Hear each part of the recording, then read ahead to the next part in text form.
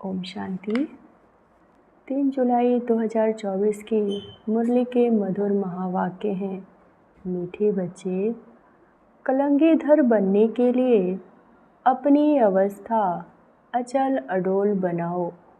जितना तुम पर कलंक लगते हैं उतना तुम कलंगीधर बनते हो। प्रश्न है, बाप की आज्ञा क्या है? किस मुख्य आज्ञा पर चलने वाले बच्चे दिल तक नसीन बनते हैं? उत्तर है, बाप की आज्ञा है, मीठे बच्चे, तुम्हें कोई से भी खिटखिट नहीं करनी है, शांति में रहना है। अगर कोई को तुम्हारी बात अच्छी नहीं लगती तो तुम चुप रहो, एक दो को तंग नहीं करो। बाप दादा के दिल तख्त नसीन तब बन सकते जब अंदर कोई भी भूत न रहे, मुख से कभी कोई कड़वे बोल न निकले, मीठा बोलना जीवन की धारणा हो जाए। ओम शांति। भगवान वाच, आत्माभिमानी भव पहले पहले जरूर कहना पड़े। यह है बच्चों के लिए सावधानी। बाप कहते हैं कि हम बच्चे बच्चे कहते हैं तो आत्माओं को ही देखता हूँ। शरीर तो पुरानी जूती है, यह तमो प्रधान सतो प्रधान बन नहीं सकता। सतो प्रधान शरीर तो सतयुग में ही मिलेगा। अभी तुम्हारी आत्मा सतो प्रधान बन रही है, शरीर तो वही पुराना है। अभी तुमको अपनी आत्मा को सुधारना है, पवित्र बनना है। सतयुग में शरीर भी पवित्र मिलेगा। आत्मा को शुद्ध करने के लिए एक बाप को याद करना होता है। बाप भी आत्मा को देखते हैं। सिर्फ देखने से आत्मा शुद्ध नहीं बनेगी, वह तो जितना बाप को याद करते रहेंगे उतना शुद्ध होते जाएंगे। यह तो तुम्हारा काम है। बाप को याद करते करते सतो प्रधान बनना है। बाप तो आया ही रास्ता बताने। यह शरीर तो अंत तक पुराना ही रहेगा। यह तो सिर्फ कर्मेंद्रियां हैं जिससे आत्मा का कनेक्शन है। आत्मा गुल गुल बन जाती है, फिर कर्तव्य भी अच्छे करती है। वहाँ पंछी जानवर भी अच्छे अच्छे रहते हैं। यहाँ चिड़ियाएँ मनुष्यों को देख भागती हैं। वहाँ तो ऐसे अच्छे अच्छे पंछी तुम्हारे आगे पीछे घूमते फिरते रहेंगे, वो भी कायदे से। ऐसे नहीं घर के अंदर घुस जाएंगे, गंद आ करके जाएंगे, नहीं, बहुत कायदे की दुनिया होती है। आगे चल तुमको सब साक्षात्कार होते रहेंगे। अभी मार्जिन तो बहुत बड़ी है। स्वर्ग की महिमा तो अपरंपार है, बाप की महिमा भी अपरंपार है, तो बाप की प्रॉपर्टी की महिमा भी अपरंपार है। बच्चों को कितना नशा चढ़ना चाहिए। बाप कहते हैं, मैं उन आत्माओं को याद करता हूँ जो सर्विस करते हैं, वो ऑटोमेटिकली याद आते हैं। आत्मा में मन बुद्धि है न, समझते हैं कि हम फर्स्ट नंबर की सर्विस करते हैं या सेकंड नंबर की करते हैं। यह सब नंबरवार समझते हैं। कोई तो म्यूजियम बनाते हैं, प्रेसिडेंट गवर्नर आदि के पास जाते हैं, ज़रूर अच्छी रीति समझते होंगे। सब में अपना अपना गुण है। कोई में अच्छे गुण होते हैं तो कहा जाता है यह कितना गुणवान है। जो सर्विसेबल होंगे वह सदैव मीठा बोलेंगे, कड़वा कभी बोल नहीं सकेंगे। जो कड़वा बोलने वाले होंगे उनमें भूत है, दे अभिमान है नंबर 1, फिर उसके पीछे भूत और प्रवेश करते हैं। मनुष्य बद चलन भी बहुत चलते हैं। बाप कहते हैं इन विचारों का दोष नहीं है, तुमको मेहनत ऐसी करनी है जैसे कल्प पहले की है। अपने को आत्मा समझ बाप को याद करो, फिर आहिस्ते आहिस्ते सारे विश्व की डोर तुम्हारे हाथ में आने वाली है। ड्रामा का चक्र है, टाइम भी ठीक बताते हैं, बाकी बहुत कम समय बचा है। वो लोग आज़ादी देते हैं तो दो टुकड़ा कर देते हैं, आपस में लड़ते रहते, नहीं तो उनको बारूद आदि कौन लेगा। यह भी उन्हों का व्यापार है, ड्रामा अनुसार यह भी उन्हों की चालाकी है। यह भी टुकड़े टुकड़े कर दिया। वह कहते हैं यह टुकड़ा हमको मिले, पूरा बंटवारा नहीं किया गया। इस तरफ पानी जास्ती जाता, खेती बहुत अच्छी होती है, इस तरफ पानी कम है, आपस में लड़ पड़ते हैं, फिर से सिविल वार हो पड़ती है, झगड़े तो बहुत होते हैं। तुम जब बाप के बच्चे बने हो तो तुम भी गाली खाते हो।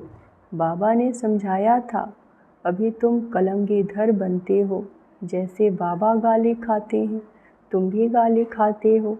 यह तो जानते हो कि इन विचारों को पता ही नहीं कि यह विश्व के मालिक बनते हैं। 84 जन्मों की बात तो बहुत सहज है। आप ही पूज्य, आप ही पुजारी भी तुम बनते हो। कोई की बुद्धि में धारणा नहीं होती, यह भी ड्रामे में उनका ऐसा पार्ट है। क्या सकते हैं, कितना भी माथा मारो परंतु ऊपर चढ़ नहीं सकते। तदबीर तो कराई जाती है लेकिन उनकी तकदीर में नहीं है। राजधानी स्थापना होती है, उनमें सब चाहिए, ऐसा समझकर शांत रहना चाहिए। कोई से भी खिटपिट की बात नहीं है, प्यार से समझाना पड़ता है, ऐसे न करो। क्या आत्मा सुनती है, इससे और ही पद कम हो जाएगा। कोई को अच्छी बात समझाओ तो और ही अशांत हो पड़ते हैं, तो छोड़ देना चाहिए। खुद भी ऐसा होगा तो एक दो को तंग करता रहेगा, यह पिछाड़ी तक रहेगा। माया भी दिन प्रतिदिन कड़ी होती जाती है। महारथियों से माया भी महारथी होकर लड़ती है। माया के तूफान आते हैं, फिर प्रैक्टिस हो जाती है बाप को याद करने की। एकदम जैसे अचल अडोल रहते हैं, समझते हैं माया हैरान करेगी, डरना नहीं है। कलंगीधर बनने वालों पर कलंक लगते हैं, इसमें नाराज नहीं होना चाहिए। अखबार वाले कुछ भी खिलाफ डालते हैं क्योंकि पवित्रता की बात है। अबलाओं पर अत्याचार होंगे, अकासुर बकासुर भी है, स्त्रियों का नाम भी पूतना सुपनखा है। अब बच्चे पहले पहले महिमा बाप की सुनाते हैं। बेहद का बाप कहते हैं तुम आत्मा हो। यह नॉलेज एक बाप के सिवाय कोई दे नहीं सकता।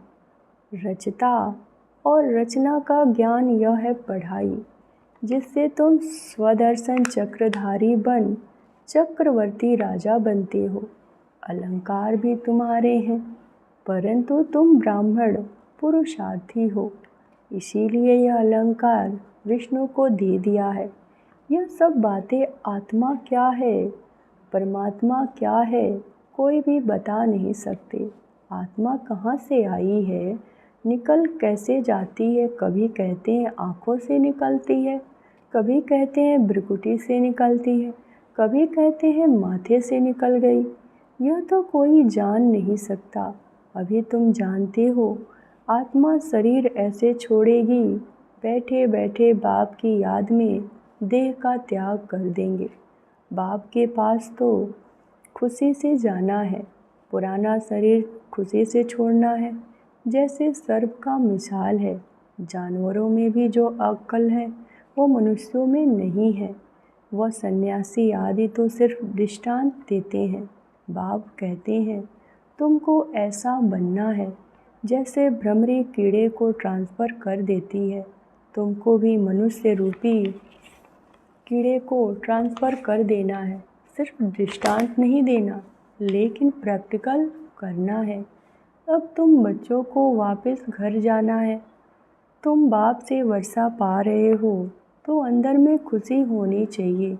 वह तो वर्षे को जानते ही नहीं।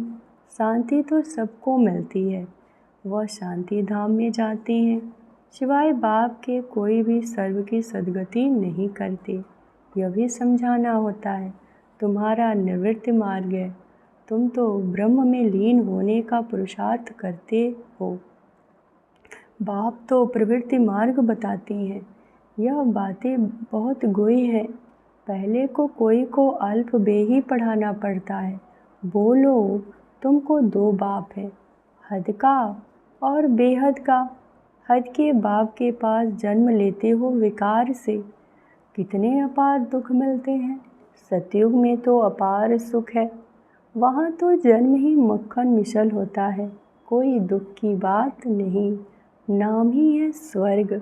बेहद के बाप से बेहद की बादशाही का वर्षा मिलता है। पहले है सुख, पीछे है दुख। पहले दुख फिर सुख कहना रॉन्ग है।